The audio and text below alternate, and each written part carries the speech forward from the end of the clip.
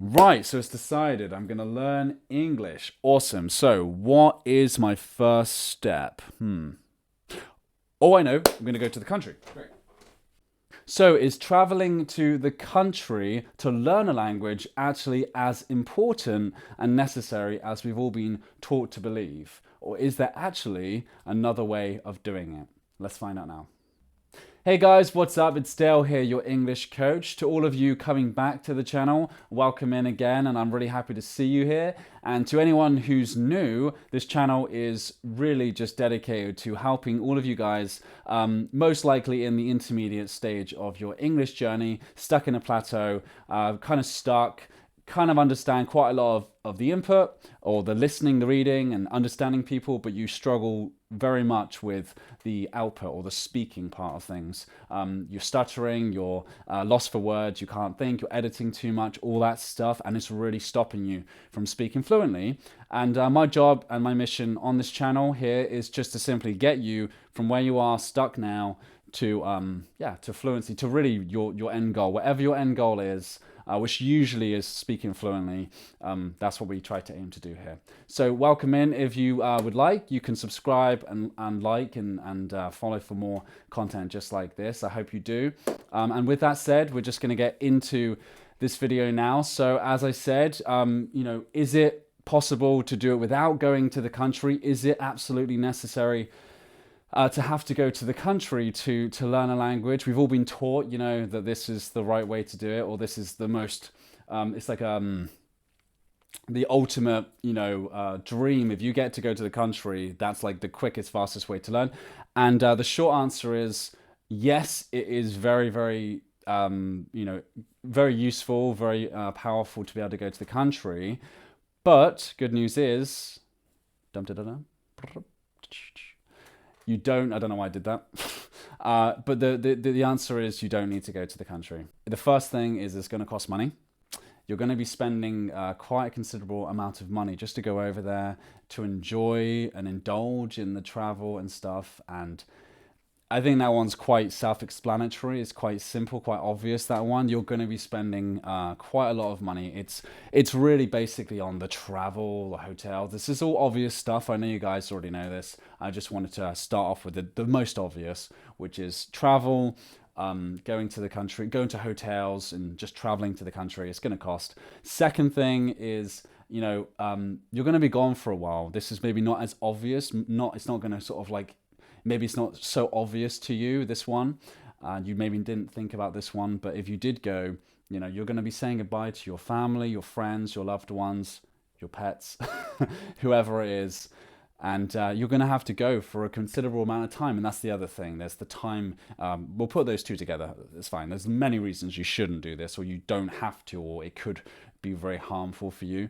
But time, money, and also just being away from, family, friends and stuff. And it can be kind of quite difficult. And you can lose all motivation just by being in the country. Just because you're away from your loved ones for so long, it can actually mess up your stuff. You just may not even just have the motivation or the any sort of kind of inspiration, or not even being able to concentrate just by missing home so much and stuff like that. So there's some of the reasons why not. I could go on for hours about how many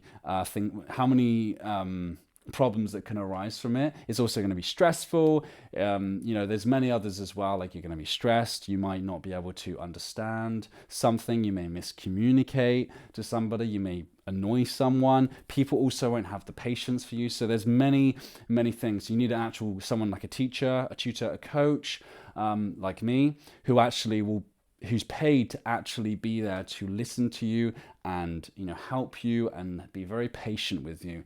Most people ain't gonna do that in a new language. If you're in their language and you're not getting to the point with what you want to say, they'll be like, "Ooh, hurry up," and they'll be like pushing you and maybe being rude to you, and maybe, dare I say, even get kind of annoyed with you.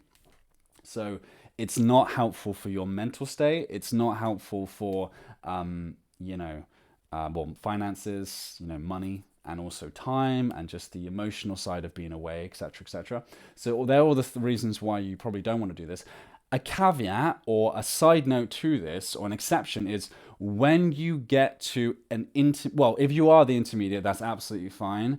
But when you get to the high intermediate level, where you are feeling very confident with the speaking part of things, you can start thinking about going to the country and practicing. You're still going to be a bit stressed. It's still going to be a bit scary, but you're more confident then. If you're low intermediate or high beginner, the people that I expect to be in this on this channel watching this right now, you guys, it's going to be kind of low intermediate where you're not quite speaking yet, or you can't quite speak properly. That's the time to not go.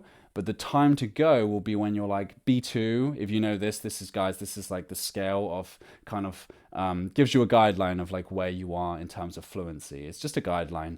But B2 and C1, that's a nice time to kind of go. And even then, you're only really going for the leisure, the enjoyment of it. But I don't personally believe, and I've heard many people say this, I don't think it's really necessary to go to the country, only when you're like at the point of feeling quite confident in your speaking and understanding, and then going. And it's more just to meet people, have fun and enjoy yourself, and just, you know, seeing the country. So these are the reasons why you probably don't want to go to the country when you're kind of around that A2 B1 level, low intermediate, high beginner. But the good news is you can do it from home, and that's the third thing I want to talk about quick. You can do this from home, guys. Absolutely. There's so much content out there to absorb. You've got everything you need, okay? So I just want to quickly give you some tips, like I promised at the start of this video, that can help you, maximize what we have at our fingertips, called the internet. And online, right? So what you can do, first thing, right off the top of my head, you can go to, if you're at the intermediate stage, okay, let's just say you're around that B1 level, you should start off with, there's two things I want to quickly teach you. There's passive input and there's active input. You want to be doing both, but start off, just for now, start off by immersing yourself, and that means absorbing as if you were in the country. Start immersing yourself in the language. So in English, in this case, of course, immerse yourself in the language with passive input. And that, I think you may have heard this, but I will be saying this a lot, guys. If you're subscribed to my channel, you will hear this a lot from me, okay? Passive input, active input, they're both important. Quickly, passive simply means, actually, I'll start with the active because I'm going to finish with the passive. So active, you basically are studying 100% concentration, writing words down, reviewing those words. You're very much studying. It's the closest thing to studying. I don't agree with studying, and I don't teach or coach studying with my channel and my teachings, but you know, it's more of the traditional way, where you're kind of going through, you're writing words down, you're doing exercises and all that good stuff. And that's 100% focused attention for a short period of time, but it's very focused, very concentrated. Passive input, on the other hand, is, so the other on the other hand, that just simply means, if you don't know, that just means the other, like kind of the opposite. On the flip side, on the other hand, we've got active, and then passive is basically you are getting input in with not 100% concentration, not 100% focus. You are just casually listening and reading. So listening and reading, it could be at the same time. It's usually just listening. It's usually a little bit of reading and a lot of listening. That's totally fine. They're both just as important. Both together is most important, but you can have fun, play around with it. But the thing I want you to start off doing is, I simply want you to start off with passive input, and I want you to go through some articles. YouTube is big, but again, YouTube is more for the active. That's a little later on.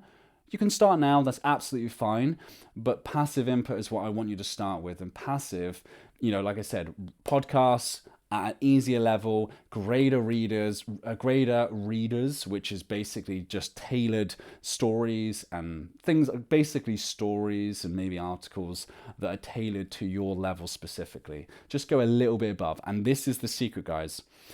I've kind of said a few things here. I'm just going to recap again. So passive is not 100%. It's very casual. You're going to be doing the dishes. You're going to be just walking around, listening as you're going for a run, as you're going for a walk, just getting the input in. You're not thinking about it, you're just getting lots and lots of passive input in. Think of passive as just like you're just letting it flow into your brain casually, passively, relaxed. Active input, we've just quickly talked about it. That just means 100% focus. Don't worry about that just now. Take that and just move it to the side for until a few weeks from now, a month from now. We're going to talk about that in another video about active input. But passive input is what I want you to focus on right now, is just get loads and loads and loads of passive input. Podcasts, but slow it down a little bit. Podcasts and radio potentially, TVs, but like flip it into English TV, Netflix. You can do stuff like that. Maybe YouTube, but basically articles and podcasts are the two main ones, and maybe TV and radio as well. Anything that's tailored to your level and you can listen. That's the most important thing for now. Just get the list, because it's so easy to do, guys. Just get in the listening. That's the easiest way to get passive input in. Okay. Where do you find it? You can simply go onto the internet and just Google in Google or Yahoo or whatever, or Bing it. But basically just Google search it, and you can find articles. And articles is quite easy as well. I have a lot of techniques that I will talk about in the future, but that's basically it. Just find on Google. You got that. You got podcasts, all that good stuff. You can get it all for free. It's not going to cost you anything to find. But do that. That's the passive. And what else did I want to say? That's the passive input. And make sure that it is at around your level. So with active input, we want it to be a little bit above. This is a secret, guys, that we are adopting or taking from acquisition. Okay, we've talked about this in my previous video about a little bit about acquisition, French, acquisition, and that is sort of the way, that's how we're going to be acquiring the language, okay? And you want to make sure, so with active, they talk about in acquisition that it should always be a little bit above, so you're just searching for materials that, so input, materials, reading, listening, that's just a little bit above your level.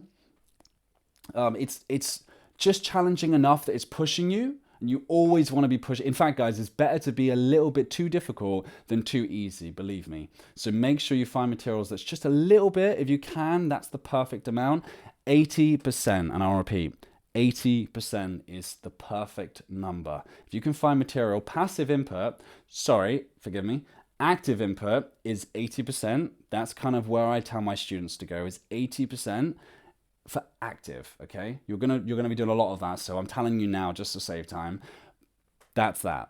But for passive, we just bring it down a little bit more and say around 90 to 95% for passive input. Hopefully that makes sense. Rewind this video if you need to for clarification. Ask me in the chat if you need some confirmation, if you need some, like, just me to clarify. But active will be 80% when you're really studying, and that will be with YouTube videos as well. You're going to make sure that it's around 80%. It's just a little bit harder. It's just enough there to help you improve. That's the bridge that's going to get you to the next more difficult level, then the next one, then the next one. And it'll be so, you'll feel so amazed at how quickly you can go. And that's a huge secret that I'm giving you guys right there. And that is the next stage of this. But the first stage is the passive input. Again, what is it? What percentage do we want to be around? Good, 90%, perfect. So 90% for passive, 80% for active, 90% for passive input, maybe 95, maybe even close to 100%. It's totally fine. Just get it in, make sure that you understand very much most of it.